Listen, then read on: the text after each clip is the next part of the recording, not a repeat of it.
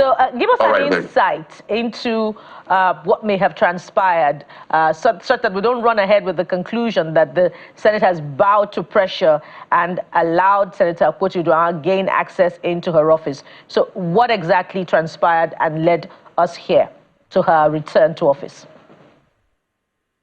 You recall that Senator Natasha Akpabio was suspended on the 6th of March, 2025 for gross misconduct. That was after the February 20 debacle where she refused to take her seat, and it was on live television. And her conduct was such that the Senate found it very despicable, and she was charged to the Ethics and Privileges and Public Petitions Committee. And that was done by Senator Yemi Adaramudu, the spokesman of the Senate. After that was done, the conclusion and the findings were presented before the Senate, and a decision was taken. And when the decision was taken, she was suspended for 6 months. And you know, the Senate is an institution that goes with their rules and regulations. She was in court, like you rightly know, and a judgment was given by Justice Binta Nyako. She attempted to resume in July, which was premature because the judgment of Justice Binta Nyako did not order her to be reinstated. It was an obiter, it was an opinion that said that the 6-month suspension was excessive. And she had gone to the Court of Appeal, where on her own grounds of appeal, ground 23, clearly questioned why Justice Binta Nyako should have ordered her reinstatement, or rather said that her suspension was excessive, but did not order that she should be reinstated. But besides that, why she went to court was not on the issue of her suspension. It was on the issue of her fundamental human rights, which she said was going to be infringed on if she was allowed to be moved to the Committee on Ethics and Public Petition. So, you know, the court is not Father Christmas. We have plethora authorities. You cannot ask the court to give you what you have not demanded for. That would be, you know, delving into the voyage of discovery and delving into the arena.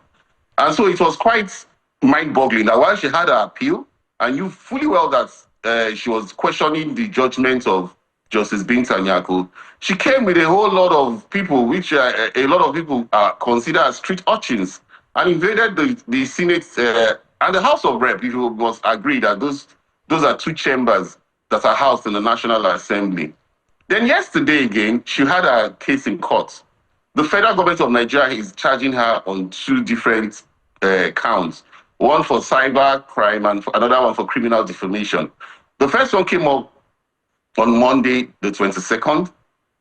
That was at the Federal High Court. The second one came up at the Federal Capital Territory High Court, which was for criminal defamation. And incidentally, the Senate was supposed to resume yesterday, but has been postponed to the 7th of October. In fact, most of us would have been in Abuja but for the postponement. And what should have naturally happened was that since the leadership of the Senate had decided that they were going to unseal her office, meaning that the 6-month suspension has come to an end, it wasn't necessary that she had to go to her office yesterday. But she insisted on going to her office yesterday, even after knowing fully well that the secretary had taken possession and had been allowed to take inventories with the deputy sergeant at arms, Alabi Aide, who unsealed the office. She chose to go with that crowd of, do those crowd look like people who were not hooligans, who were trying to fight the police, who forced their way into the first gate of the National Assembly? That is more or less conduct that could likely cause the breach of peace. And so it's shocking that a distinguished senator will try to denigrate the same institution that she's representing. So, Okolugo, I mean, it's interesting to hear you use those words on the Nigerians that were with her. I think it's not appropriate to use such words. I mean, we do not know What word did I use? Well, the word you just used, describing the people saying they look like hooligans. I didn't use it. I said, would you ask yourself if they did not act like hooligans? I didn't say they were hooligans. Okay. So you're now faulting. I said they did not act like hooligans. Yes. In your own, all right, just a moment. Just a moment. Saw that video. How will you tell all right, let's not go to all of that. So now you're faulting the fact that she even had to resume yesterday. That's now also a concern, right? No, not a concern. She could have gone to resume since her office has been open. But without that crowd, it was unnecessary. It was more like just creating content and giving a reason for social media. All right. For news that were very unnecessary. Well, perhaps it does show that the people are on her side. Sir Ken, allow me to use Sir Ken. That is not an indication. I beg to disagree. All right, no problem. All and House of Rep members have supporters. You've made your case. They can all raise their supporters when they want to come to resume or come to the office. You have made your case. They were all voted by thousands of people. Everybody has the ability of raising support. So that's not about the people being on your side. Let me ask you two questions. How you conduct yourself that matters a whole lot. All right.